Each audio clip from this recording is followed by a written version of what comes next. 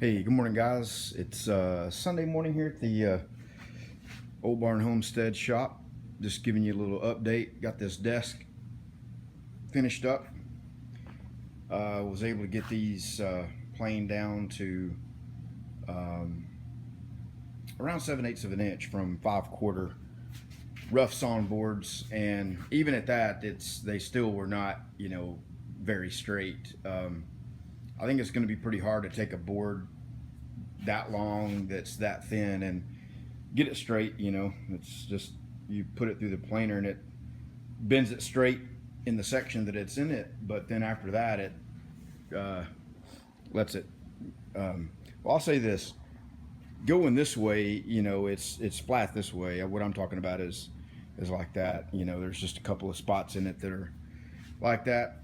So I kind of dressed the edges here with a 2-inch strip that's a 1/4 inch wide, and glued it along the grain, and then used some little staples into the grain, hopefully allowing it to kind of expand a little bit. I didn't have near enough wood to pick out boards that, this part I'm happy with. This I think looks pretty nice. These boards over here didn't really, match up to this. Don't know if it was from a different tree or what, but so I was thinking about doing a 45 right here, cutting it and have this come up. But the width of this L extension is wider than the width of this, so this would not have allowed a true fit up there, so I elected not to do that. And this seam right here is not glued or stapled or anything. It's just fitted up there. So hopefully that will that'll expand and contract. Now here's the kicker: they were going to put glass on top of it. They knew somebody at the glass company. We're going to get a piece of glass cut, because you need something for a desk to be able to write on it, especially with some of these imperfections that are in it. You could use it. You could put a mat on it or whatever, and I'm sure they don't do a lot of writing. Who writes anything anymore? But so this is what they want. And I've worked with this one time, and it was on that countertop. And honestly, it was not really that easy of a product to work with. It's supposed to self-level and all that, but I didn't find it to self-level at all. Yeah. So anyway, we're going to give it a shot, see what happens, and it'll be interesting to see what, when that stuff goes over the edge, over the end grain and all that. I don't know if I know it's somewhat flexible, but I don't know if it's enough to, help with these joints expanding and contracting and all that over time. And there's just a couple of spots that are going to be hard to tape up from the backside, an imperfection in that edge right there.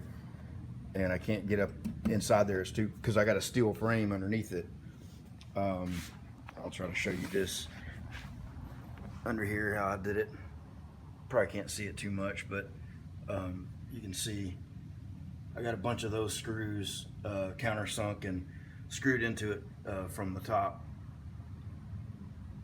And these drilled and tapped bosses are for a plastic drawer that I just bought online to, it's just a little under drawer to put pens and pencils and stuff in. So, this is the kind of stuff that, it turned out to be pretty good. I'm pretty happy with it overall, but I can't make a living making these little desks. That's for sure. I probably got $250 in materials. I got $50 worth of epoxy. Now I bought that at Home Depot. I can get a gallon of it online for a lot less if I, were to end up using a lot of that over time. I say $200, maybe $150 in materials. Yeah, the self-leveling or the leveling feet on there, I got 25 bucks in those, $50 worth of epoxy, and the wood was about 40 bucks, and then the steel, gosh, probably $20 or $30 in steel. So it's getting pretty close to 200 bucks and $450 desks. So, and I got way more time in this than I will eventually have in things like this, just because I'm a newbie at it. This is really the first, first order of stuff I've done. Yeah, I got a mess over here, and I got these cedar boards. I'm gonna go ahead and get those finished as well, get them jointed. I use this little joiner jig thing here to get a straight edge on the table saw, and that worked pretty well. There's a couple of little issues with it. Steve Ramsey has one that he actually made and used some toggle clamps on it. I liked his design a lot better. I may get one of those. You see, we got our metal working tables over here doing woodwork. I still don't have a permanent place for that, so I got it up on here. For now, this thing is really nice. It works well. The only bad part about it that I don't like is it doesn't have the laser alignment, which, probably isn't a big deal, but you would think a saw this big and expensive would have that. Just kind of giving you, we got a serious mess in here. I made a real mess working on that top, and I already filled up 35-gallon container out there in the dust collector, full of chips and dust. So and I ran some boards for the edges back through the planer without dust collection hooked up, and that's what all that stuff is around that you see. Is otherwise it worked pretty well.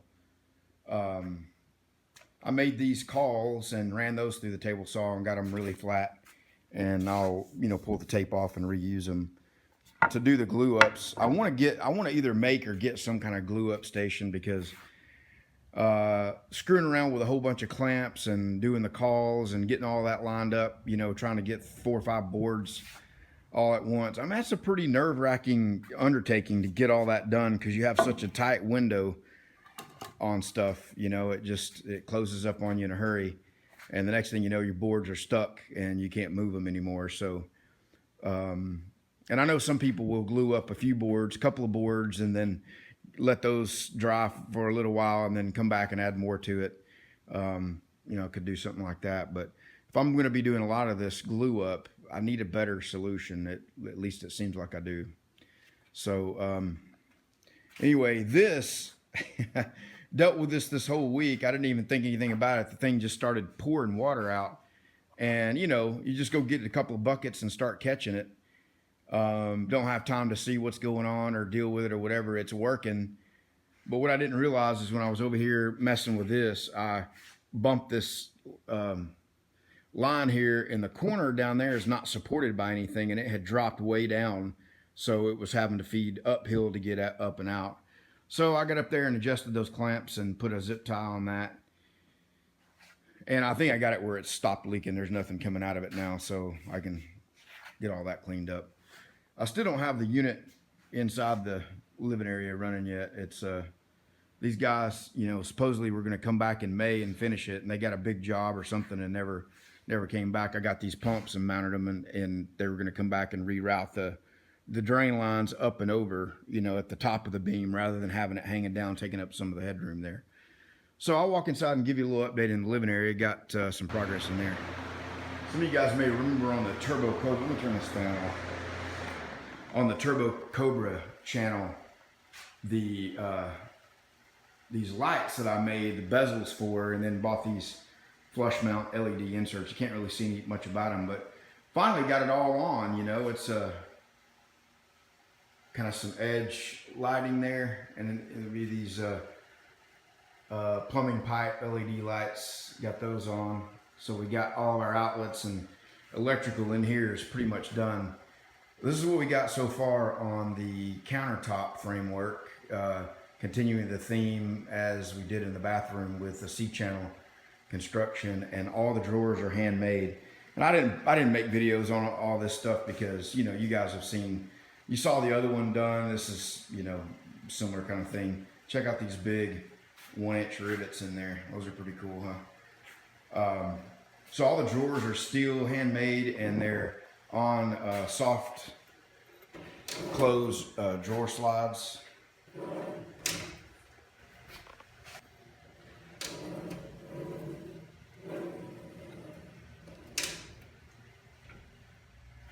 So, all right, guys, so I know I've been rambling on long enough here. Just figured I'd give you an update, show you the progress. See the AC ducts up there that are ran, but no holes in them yet because the thing's not even on. But you know, kind of an industrial look with the spiral ducting exposed, and the ceiling tapers on down here like that. And I don't know, they just stopped it there. That's fine. Anyway, all right, guys, I'm gonna get to work and get some more stuff done here today. We will talk to you soon.